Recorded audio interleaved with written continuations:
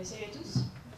Donc moi j'ai longtemps été infirmière à la Riboisière aux urgences de nuit. Et on m'a demandé de parler un petit peu de mon expérience. Bon, j'ai pas assez de temps pour vous illustrer toutes les situations horribles qu'on peut rencontrer à l'hôpital. Mais je vais rejoindre Patricia sur un truc, c'est que nous, à la fonction publique hospitalière, on a entre 0 et 3 ans d'études. Donc c'est vrai qu'en termes de cerveau, on n'est pas très bien doté. Et pour ce qui est de se mobiliser, en tout cas de se mobiliser pour soi, chez des gens qui sont déjà très fatigués, assez désespérés par leur travail et qui n'ont pas envie d'entendre parler, c'est assez difficile. Mais on a vu avec le collectif Interurgence, là dont je fais partie, que c'était quand même possible. Juste pour vous illustrer très rapidement, moi tous les soirs où je travaillais, donc je travaillais de nuit, en hiver, il faut savoir qu'il y a 15 à 30 personnes qui viennent aux urgences, non pas parce qu'ils ont besoin de voir un médecin, mais juste pour être hébergés, pour avoir un toit et un semblant de sécurité, parce qu'il y a un dit long sur des défaillances des structures sociales qui sont censées être décidées aux alentours. Il y a aussi que chaque fin de nuit, il y a 10 à 20 personnes qui sont hospitalisées sur des brancards, c'est-à-dire sur quelque chose de pas très confortable, en attendant des places d'hospitalisation, alors qu'il devrait y en avoir 0. Et en travaillant de nuit, ça c'est quelque chose qu'on apprend, pas forcément quand on prend son contrat, mais voilà, comme Serge l'a dit là, au fur et à mesure, j'ai vu 10 ans de moins que le reste de la population. Donc ça, c'est valable pour tous les gens qui travaillent de nuit. Je vais juste reprendre un petit constat de la mobilisation là et de la gravité de ce qui se passe à l'hôpital, enfin en tout cas aux urgences, c'est qu'il y a des vieux qui stagnent sur des brancards, comme je vous l'ai dit là, alors qu'on sait, il y a des études qui prouvent que ça augmente la mortalité. Si votre grand-père est hospitalisé sur un brancard, il a plus de chances de mourir sur son brancard que d'être soigné. Les fous, en tout cas les personnes qui ont des problèmes psychiatriques sont souvent attachées, non pas par nécessité thérapeutique, c'est juste parce qu'on n'a pas le temps de s'en occuper. Les pauvres, donc on l'a vu, sont de moins en moins accès aux soins. Et étant donné qu'ici, là vous tous, et même dans la population en France, vous avez beaucoup de chances de devenir vieux, sauf si la planète explose avant, je sais pas, de devenir pauvre parce qu'il y a cette réforme des retraites qui arrive, et de péter des câbles pas à cause de la politique du gouvernement. Voilà, vous allez tous être concernés. Donc la mobilisation du collectif, à ce jour, en fait, elle dépasse complètement le cadre des urgences. On est en train de combattre des inégalités sociales et les inégalités d'accès aux soins, et donc en fait, au final, l'assurance maladie et la sécurité sociale.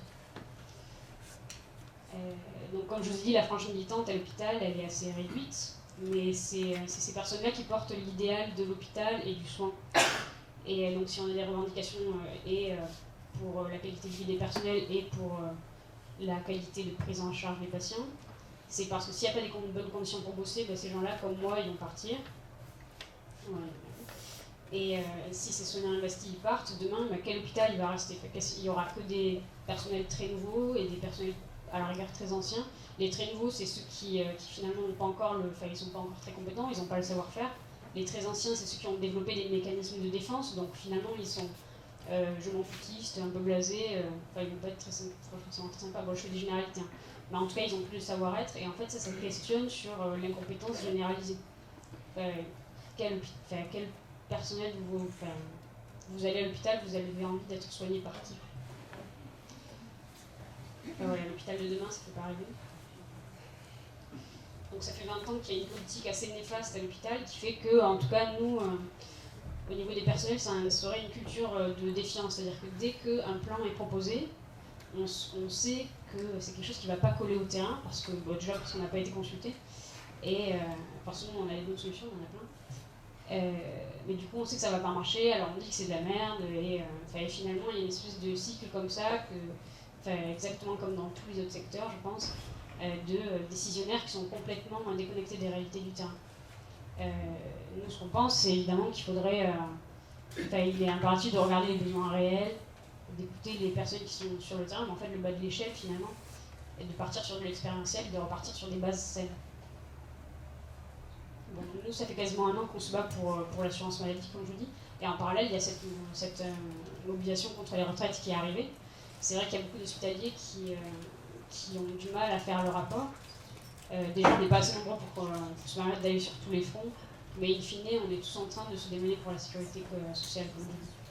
Donc ça, c'est une conscience qui est en train d'arriver chez les hospitaliers. Comme je vous dis, on n'a pas beaucoup de neurones tous, donc il faut vraiment nous prendre par la main et nous expliquer point par point pourquoi c'est la même chose. Pour parler de la retraite, bon, côté soignant, bon, c'est pour ça que je suis là, mais c'est un secteur majoritairement féminin, donc toutes les problématiques liées aux carrières féminines, les maternités, les emplois partiels, les carrières facturées, donc ça nous concerne. Donc évidemment, on va être pénalisé.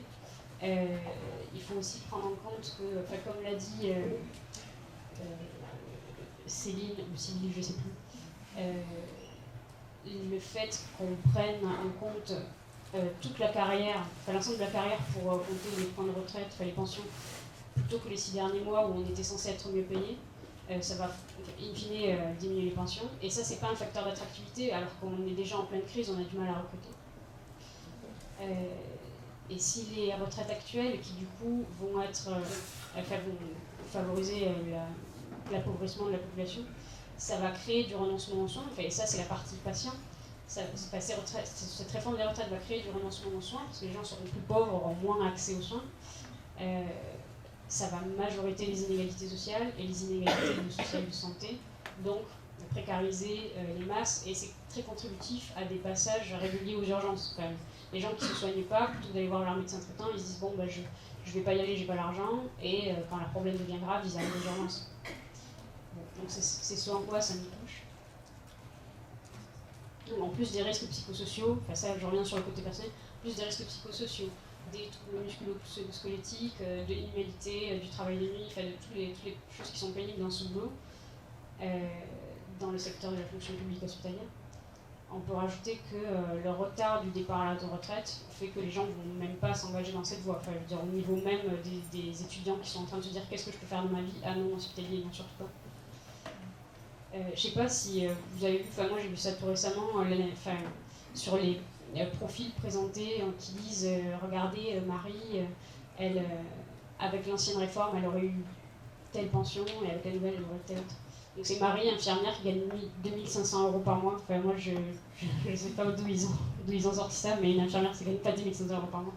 Là, je suis sur une unité de réanimation très lourde, très aiguë, et je gagne 1800 € par mois. Sachant que, clairement, si tu viens dans mon service, c'est côté mort et que j'essaye de te réanimer. 2500 € par mois, je ne sais pas d'où ils ont sorti ça. Donc vraiment, au nom de toutes les femmes qui triment à l'hôpital, non, cette réforme, elle va pas être positive pour nous. Et pour conclure, ces derniers mois, il y a vraiment eu le développement d'une conscience collective, chez moi, chez mes collègues des urgences, je pense chez nous tous. Et en tout cas, nous, on est là pour se lever contre les inégalités, et avec toute la force de notre expérience aux urgences, je ne vous refais pas le tableau, hein, les urgences, c'est vraiment un miroir grossissant de toutes les inégalités de cette société. On est là. Voilà, j'ai rien de plus à dire.